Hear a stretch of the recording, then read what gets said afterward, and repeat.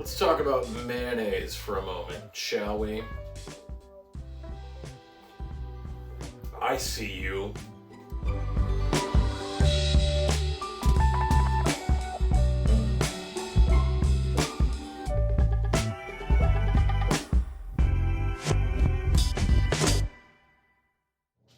Ladies and gentlemen, welcome to the very first edition of Talarico Attacks. Talarico Attacks is where I will be showing you how to cook stuff. How to cook a thing. Duh, it's a cooking show. So, for the very first Talarico Attacks, we will attack grilled cheese. Now I know what some of you are thinking. Really, bro? Grilled cheese, bro? All this build-up, all these pictures you've taken of this exotic food you've made for years, and your first cooking video is going to be grilled cheese, bro? That's it. Thumbs down, unsubscribe, 0 bottle caps. I'm out. But there's a very good reason that we're starting here. You see, let me tell you a little story. Once upon a time, I was watching a TV show where a TV chef was making sandwiches. One of the sandwiches that she tackled on the show was a grilled cheese. I believe it happened to be a croque monsieur, okay? They say to the audience, the one thing about grilled cheese for me is that the outside gets brown and crispy, but the cheese inside's never melted in time. So I watch her make her grilled cheese. She gets that pan screaming hot. She puts her sandwich in, it's sizzling like crazy. She flips it, it's sizzling like crazy. And then she throws the entire pan into the oven.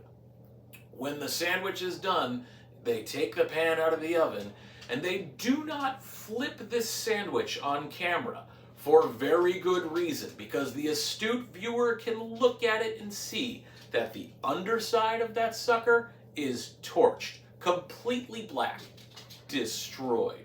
Who was this chef? Julia Child. Yeah, Julia Child. The lady who taught your mom to cook, your nana to cook, a great deal of the world, or at least definitely America, how to cook through her television show. If Julia Child is out here fucking up grilled cheese on national television, odds are pretty good.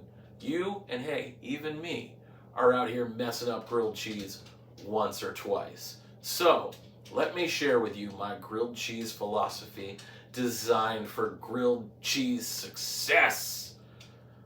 I will drag you through this kicking and screaming, and in the end, you will thank me. Let's make grilled cheese. First things first, gather up all your kitchen weapons. Then gather up all your kitchen victims. First step, pour yourself something nice.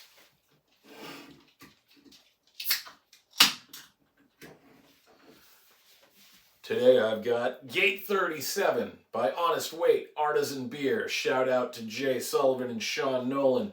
This is a grisette made with plenty of buckwheat. The drink's nice and light, nice and crisp. Kind of the perfect beer for just about anything, but especially going to be great with this grilled cheese.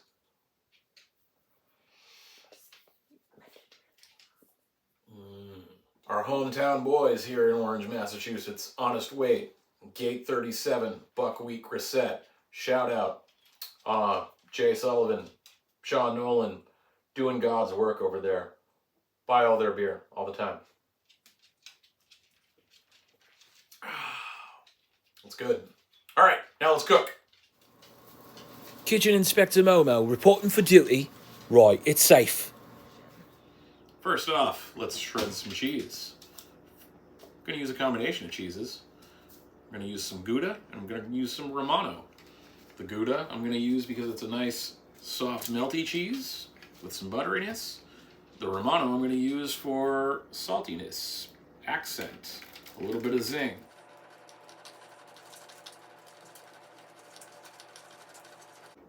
You guys like cheese? I like cheese. We should eat cheese. I like to eat good cheese. This particular Gouda I'm using is from Smith's Country Cheese. Templeton, I believe, Massachusetts. I think it's my favorite melting cheese. Shout out to Smith's. You do great work. Thanks for your Havardis, your cheddars, and your Goudas. Delicious. All right. And we shred some Romano. Microplane does a good job for all your hard cheeses. It's like cheesy snow.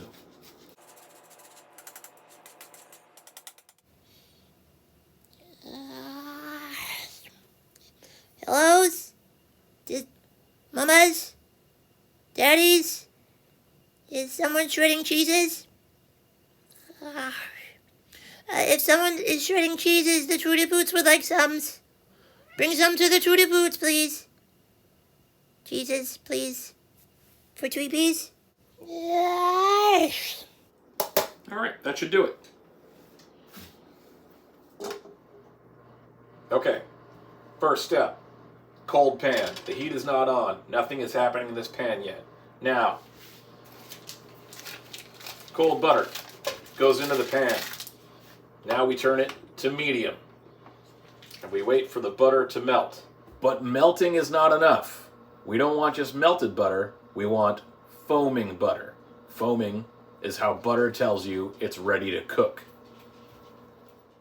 While you're waiting for the butter to melt, you might as well go ahead and layer that first slice of bread with your cheeses, and then top with the other slice of bread and get ready to fry. These 2 sticks of butter, we're walking through the park. One was the salted. Hey, you know what's the worst flavor of Lifesavers? Butter rum. It's not even a joke, that's just the truth. You know, butter never needed its own commercial. It was all margarine and shit like that that needed its own commercial. Parquet and I Can't Believe It's Not Butter and Country Crock. My favorite was when they came out with the I Can't Believe It's Not Butter spray and they still had Fabio in the commercial.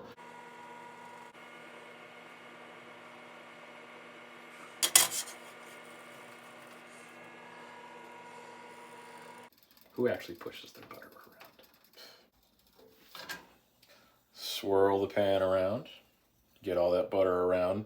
Don't push your butter around. That's disrespectful. Don't stir your butter around. Now you see, we're getting some action there. We're starting to get close to foaming.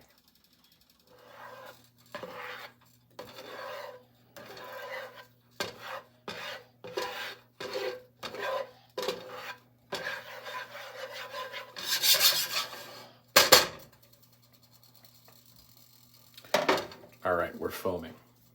I'm about to add the grilled cheese. All right, now we've got foaming. That means the water cooked out of the butter, and we're looking at pure fat in this pan. So now it's time to add the grilled cheese, or the sandwich that will become the grilled cheese. Get it in there, swirl it around, get that underside good and pieced up. And then put a lid on your stupid pan. This is going to take about 5 minutes. Leave it alone.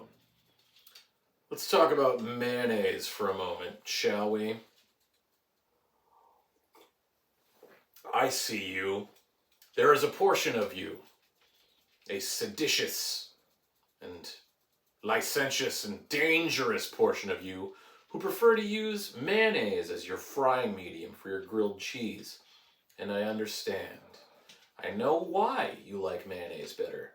You get that wall-to-wall browning. The reason you're getting that is because of so much more fat than butter. It doesn't have the water phase in it that butter does. So between the eggs and the oil, pure fat, pure browning. Guess what? Because we waited for the butter to foam and we cooked the water out, we now have pure fat in this pan. So we're going to get wall-to-wall brown. And we won't have to commit any culinary hate crimes in order to get it done. I see you with your mayonnaise. I judge you with your mayonnaise. Oh, yum, did somebody say mayonnaise? Mayonnaise is gross, it's canceled. You're crazy. Mayonnaise is my favorite, and I wish I could eat it every single day. Yum. Oh. All right, let's get ready to flip this sucker.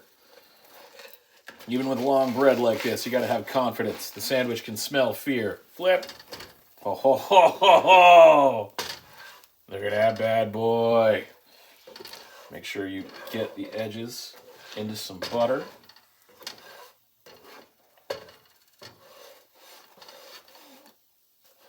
All right. Now we're gonna recover and cook for another 3 to 5 minutes. With a lid on that pan and a nice moderate heat, we allow the melting of the cheese and the toasting of the bread to happen at a more controlled rate than our old pal Julia did. Everyone crosses the finish line at the same time. Let's cut into this.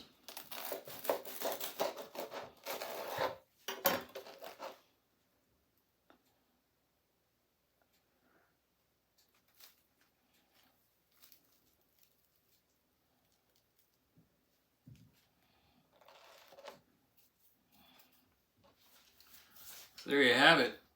It's grilled cheese. Some nice Gouda, some nice Pecorino Romano.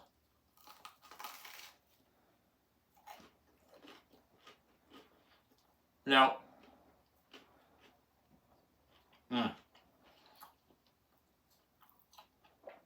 obviously, you can add all kinds of other crazy things to this. You can add, not crazy, but there's plenty of other things you can stuff in here. Dried fruit, meats, things like that. But for me, a grilled cheese is just a good way of taking a well-crafted cheese, a well-made bread, and some good butter. 3 elements. It's really all you need to have really good cheese. Good grilled cheese. Good grilled cheese. And hey, bonus. It was really good with a beer. Mr. Mo, you like grilled cheese, right, bro? Yeah, good. Just don't let your tail touch my food. Mmm.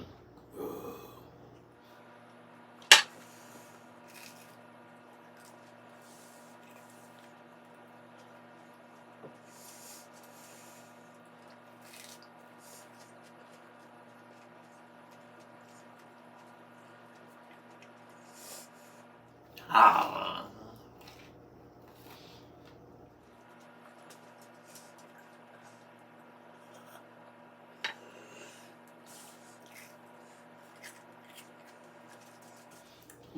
A good grilled cheese.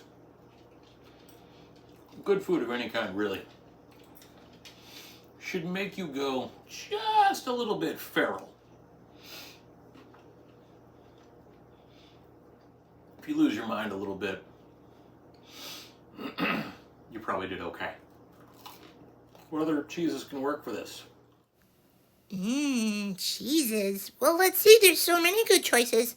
There's Limburgers and Camemberts and Gorgonzolas. Oh, so yummies.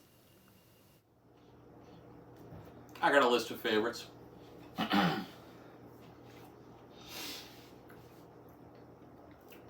Gruyere. Oh man, a nice cave-aged Gruyere. It's nutty.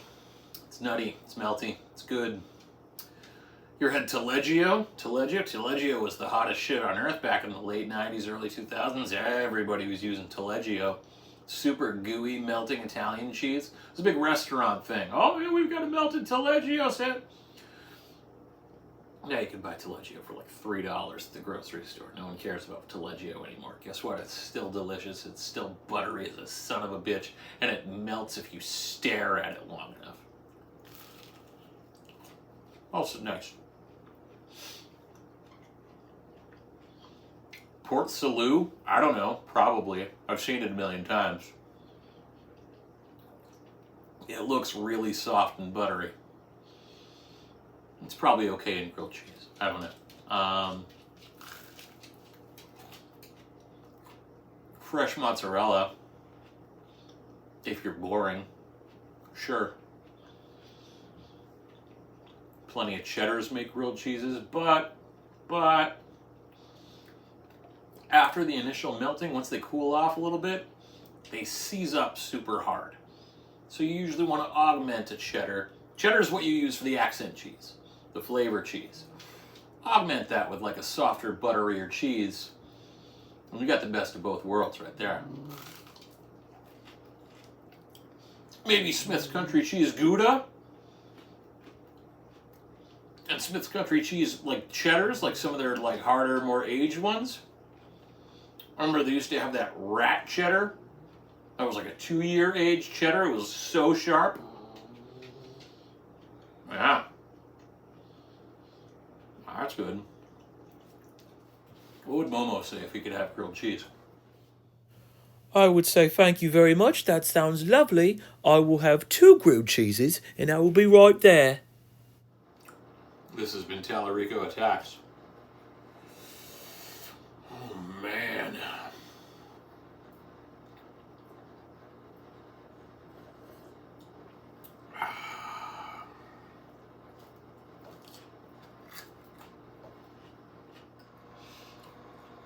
What's up, Mo?